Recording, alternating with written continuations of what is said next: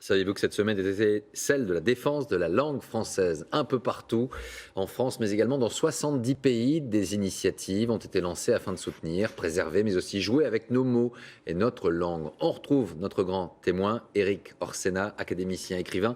Faut vraiment la défendre, notre langue? Non, il faut la faire vivre. Il ne faut pas mettre de l'imaginaux partout. Il ne faut pas mettre des interdictions. Il faut donner envie. Il faut donner envie par la chanson. Il faut donner envie par les mots. Il y a pas d'amour sans mot d'amour. Elle est attaquée? Bien sûr, elle est attaquée. Par qui et par quoi? Mais c'est un être vivant. Hmm. Un être vivant, il bouge. Un être vivant, il est attaqué. Un être vivant, il a la possibilité de mourir. Il a la possibilité de repartir. Donc c'est vivant. Vous savez, qu'est-ce que c'est la langue française pour nous? C'est 12 siècles de création commune. 12 siècles. C'est un patrimoine. Où chacun, patrimoine, commun. mais commun, vivant. C'est notre République, c'est notre chose commune. Chacun participait. Les bandits, comme Villon et les poètes immenses, en même temps les rois, en même temps des fonctionnaires, en même temps des entrepreneurs, en même temps des chanteurs. Donc c'est nous, ça. Alors évidemment, on peut la simplifier. Mais comme on pourrait avoir un seul vin, comme on pourrait se nourrir avec une pilule. Moi, quand je vais dans les classes, on dit « mais c'est trop compliqué la langue française ». Je dis bah, « c'est comme le foot ». « Ah bon, comment monsieur ?»« Monsieur, le foot ?»« Bah oui, t'as qu'à mettre la main. »« Ah oui, mais monsieur, mais ça serait pas le foot ?» Bah c'est comme ça la langue française. C'est comme la musique. On va les écouter, justement. On va retourner à la base, à l'école. Oui. Dans une classe de CM1, on va regarder un petit peu comment les choses se passent, se déroulent, comment on transmet justement ce savoir, celui des mots, comment saisir les nuances de notre vocabulaire. Reportage signé Julie Bécriche et Vivien Roussel. Parce qu'ils sonnent bien ou parce qu'ils évoquent un joli souvenir, on a tous nos mots chouchous. Ces élèves de CM1 nous ont confié les leurs. C'est doux et ça m'aide à dormir. Je trouve qu'il est très drôle. On voit pas un mot avec un X, un Y souvent. Être coquette aussi, j'aime bien, quelquefois. Ils ont 9 ans et un vocabulaire étonnant. Leur maîtresse y est pour quelque chose. Chaque matin, en guise d'échauffement, elle demande à ses élèves de composer un petit texte. Alors aujourd'hui, on fait un jogging d'écriture. Chacun, vous allez piocher 2 images qui sont dans cette petite pochette. Et vous allez être obligé d'intégrer ces 2 images à votre histoire. Gustave a pioché un balai et un ballon de foot. Tu es inspiré? Oui. Alors, qu'est-ce que tu imagines? Il y a un inventeur qui décide de faire un jeu avec un balai où on tire avec un balai dans la balle. C'est un exercice que tu aimes bien, ça? Oui. Pourquoi? Parce qu'après, quand je les lis, je peux faire rire la classe. La maîtresse invente des exercices de style toujours différents. La semaine dernière, il fallait écrire une lettre d'amour. Pas simple pour Tobias. J'ai fait plein de ratures. J'ai recommencé 3 fois. Je trouvais pas quoi dire. Est-ce que tu peux me lire la lettre d'amour? D'accord. L'amour est partout. C'est un sentiment très joyeux, un sentiment splendide, tout comme toi.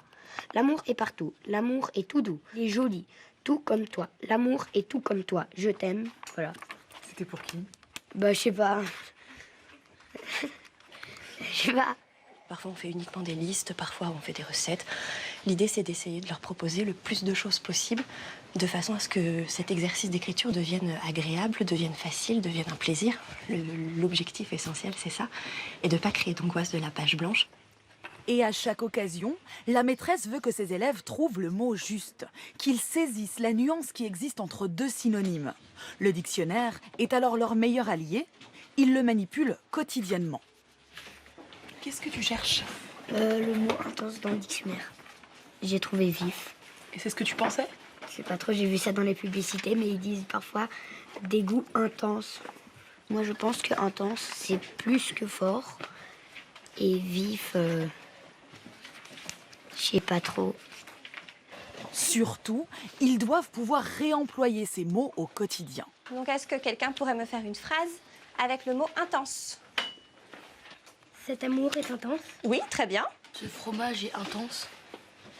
Alors, le fromage, il peut pas être intense. Mais qu'est-ce qui peut être intense dans le fromage?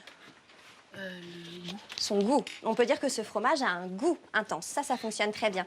Si cette enseignante est pointilleuse, si elle insiste tant sur les mots, c'est qu'elle est convaincue de leur pouvoir. La langue française est un outil. Le fait de maîtriser cet outil, ça leur permet après tout. Et il y en a qui font carrière avec ça.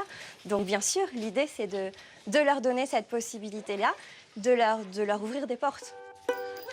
Dans cette classe, les mots sont des sésames, les élèves des explorateurs. Leur terrain de jeu est sans limite, le langage. Et un complément circonstanciel de manière.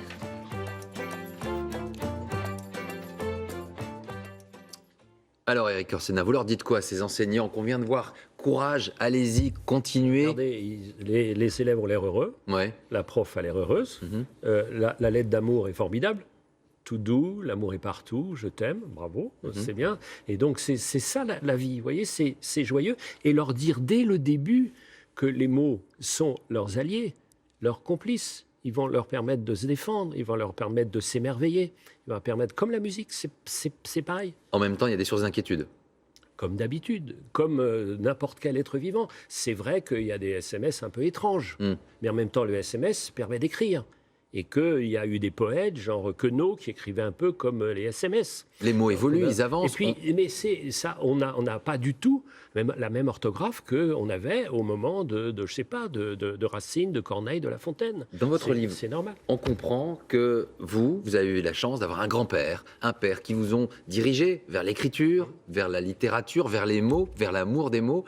C'est pas toujours le cas. Qu'est-ce que vous avez envie d'envoyer comme message ce soir aux parents qui nous écoutent? Qu'est-ce qu'il faut faire pour aller? Il faut leur donner le goût de ces histoires, leur dire qu'il y a plus de possibles qu'ils ne croient dans la vie et que ça passe par l'imagination. Vous savez, il y a une très belle phrase de Valéry qui disait que serions-nous sans le secours de ce qui n'existe pas? C'est-à-dire du rêve. De la possibilité. C'est ce qui manque en France. On a beaucoup perdu ce sens du possible. Les académiciens à l'académie, justement, ils ont quoi? Ils pensent à ce rêve où ils sont conservateurs, ils veulent qu'on touche à rien.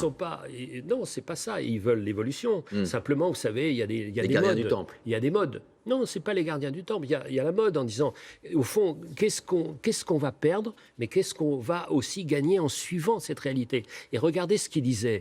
Le dictionnaire. Mais dans l'île déserte, j'apporte un dictionnaire, moi. Pourquoi j'apporte le dictionnaire? Parce que c'est ce qui me permet toutes les histoires. Et on prend des mots. Je viens de découvrir l'origine du mot réussir. C'est formidable. Dites-nous tout. Ça vient l'italien uscire.